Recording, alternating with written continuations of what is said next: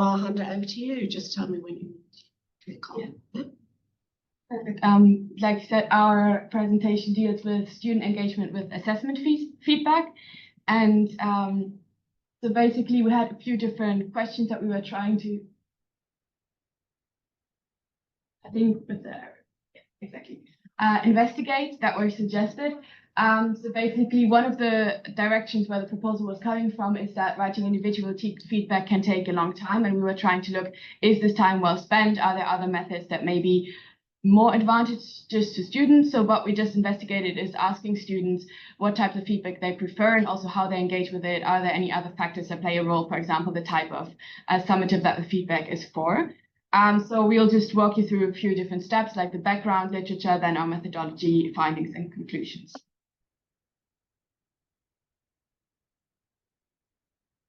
Just to provide a little bit of background here, the question really is, why is studying feedback engagement important?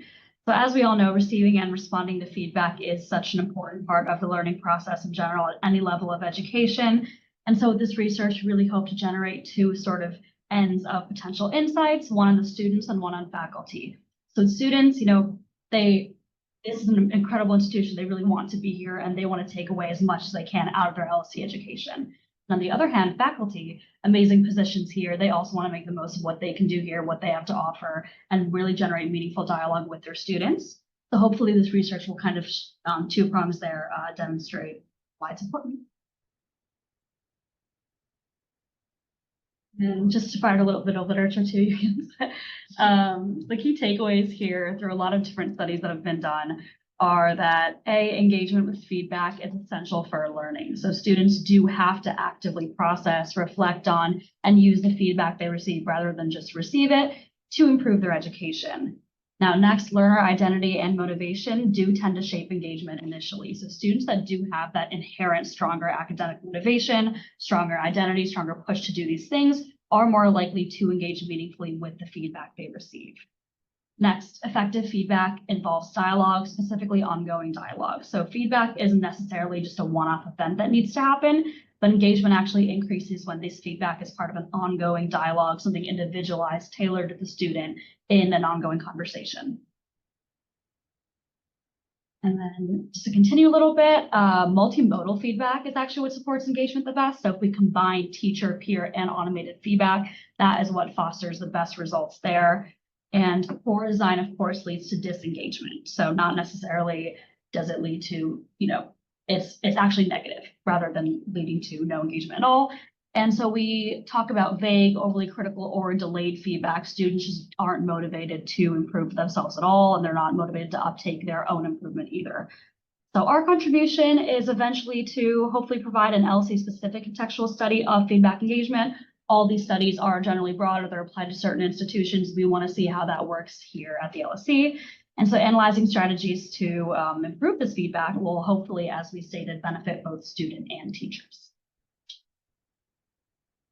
So I'm going to talk us a bit about how we actually conducted all of this, because obviously we've got some great background here of what engagement really means and how we actually foster engagement. But it's how did we do that now? So our main method was collecting primary data. We created an online survey with a mix of closed questions and open-ended questions, which was distributed to students in the department. This was shared with students through their student channels. An email was sent out to them with a link to our survey.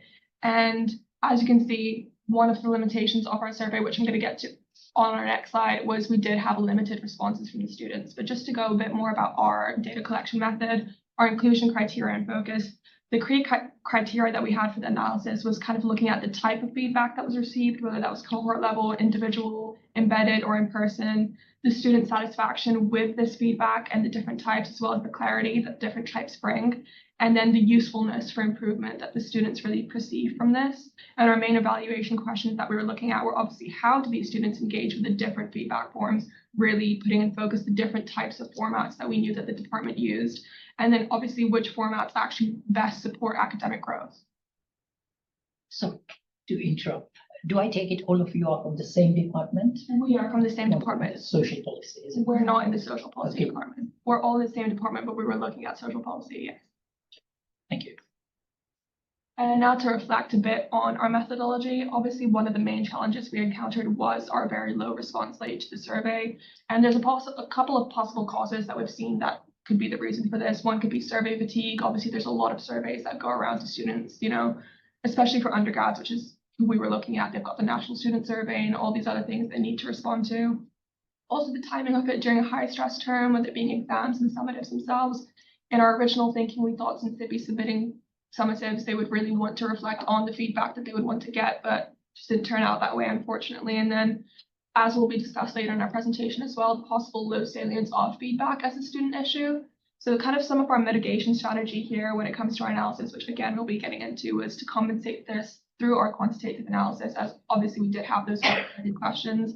So we prioritize those deep insights from the student reflections. And obviously the main limitation is sample size does limit generalizability to the whole department, but we believe that we still were able to capture some nuanced student perspectives.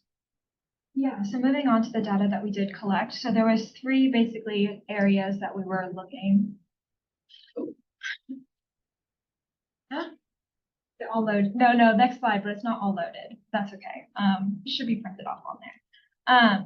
So there's basically 3 areas that we were really looking to gather on. The first was the amount of assessment students have and how they use their assessment feedback for future assignments, and whether they actually read the feedback they receive. So everyone, always, regardless of what grade they received and regardless if it was a summative or formative assessment, did say that they always consider their feedback for other courses, as well as looking at that feedback they received. And that assessment feedback does matter in their perception of the class. We also looked at the use of AI, which is a little bit alternatively, but is kind of relevant into assessments. And we found that some people definitely do use AI, and main purpose was understanding concepts, summarizing readings, and sometimes even writing drafts and checking answers. Now, the types of feedback, thankfully these 2 are the main ones we focused on. There's 4 types of feedback that we were specifically looking at. Cohort level feedback, which is like generalizable feedback of the strengths of the entire class, of the entire class. Individualized feedback, embedded feedback. So this is more for reports where specifically they highlight this is what you needed to improve. And then in-person feedback. So one-to-one chat with your marker. So overwhelmingly, everyone preferred in-person feedback. That was ranked the highest out of all of them, and cohort level feedback was lowest. But across all types of feedback, what students really cared most about is having feedback that was specific to their assignment and had actionable recommendations for them. Students really felt like that the feedback they were receiving either couldn't help them improve or just wasn't relevant to them. And that's really what students cared about the most.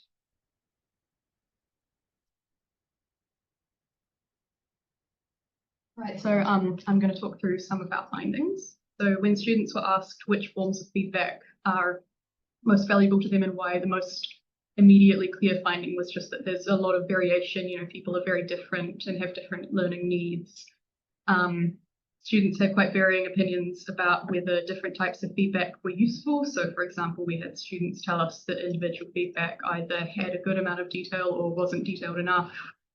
Some students thought embedded feedback was the most useful form of feedback that they'd received. Some thought it was very confusing.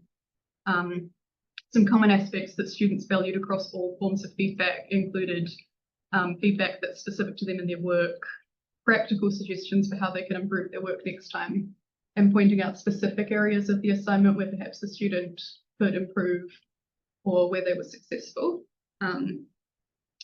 We also found broad support for in-person feedback. Students really value the opportunity to receive feedback by way of dialogue, the ability to ask clarifying questions and receive an immediate response from the teaching staff was something that they really valued.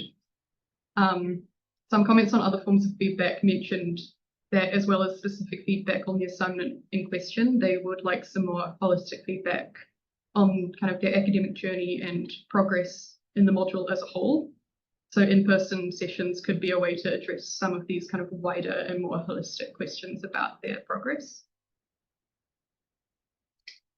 So yeah, as Maisha touched on earlier, we are limited by our low response rate despite offering financial incentives and promoting the survey via a number of channels. The reasons for this could be that it might be a low salience issue for students. There might be things that they care about and would like to see addressed more Also just survey fatigue and fatigue in general. It's a very busy time of year and students have a lot going on. So based on what we already discussed now, there are a number of key conclusions or also action items that we can recommend from this research. And first of all, as was already mentioned, students are open to a series of different feedback formats. There were positive and negative responses for each type of feedback. So this should be kept in mind that it always at the end of the day depends on the individual student. But nevertheless, there are some more generalized conclusions that we can make. Cohort level feedback is a type of feedback that we were asked to look into, especially also depending on the effort, because giving detailed feedback for every student can be very high in work intensity. So cohort level feedback we found is read positively by some students, but definitely also less popular among other students, with the main reason that it depends also a lot on the type of feedback and whether the cohort feedback applies to you specifically. So for students who just found that they had faced other challenges than their cohort fellow students, of course, it is less useful. So one conclusion that we've drawn from this is that cohort level feedback can be useful when it, for example, comes to standardized like exams and everything. But if it's more essay-based, it might be helpful to give students more individualized feedback. Nevertheless, also coming back to the literature, like what was said earlier, multimodal formats can be really useful. So we would recommend that, for example, you could combine cohort level feedback with, or what I'll also come back to in a second is, for example, additional office hour slots for in-person feedback. So that could be a combination where you do not have to give every student detailed feedback, but still give those for whom it doesn't apply an option to come talk to you in person. So like previously said, individualized feedback still is the most popular form overall, which was continuously ranked highly by all students, particularly just because it is targeted to the students and most likely to help them in their own journey. But of course, only if the advice is helpful, and here embedded feedback can actually help to make sure the student knows what the teacher is referring to, which specific aspect, which specific questions. So if teachers who are already doing individualized feedback see to maximize the impact of their feedback, they could consider doing embedded feedback.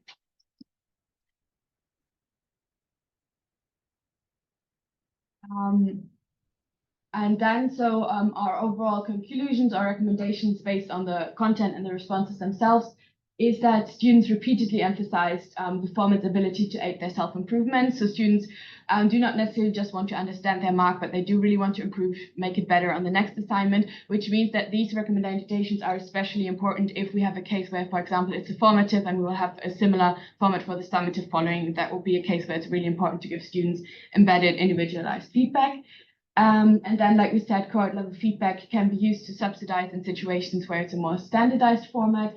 And then in-person feedback can either be used directly, or if that's too much work, you could combine methods like cohort level feedback and in-person feedback for those from which it's not useful.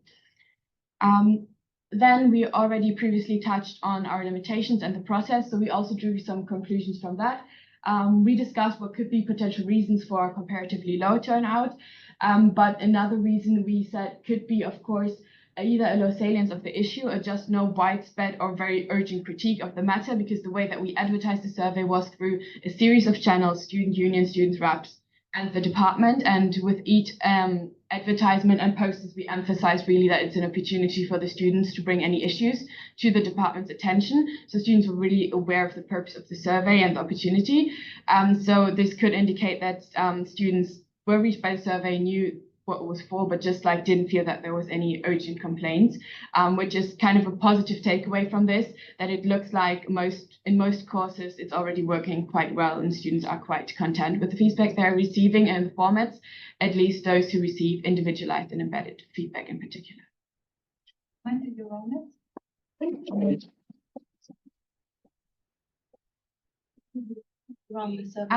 Between April and June. So that we started in September putting it out, late April putting it out. So all through May and then still early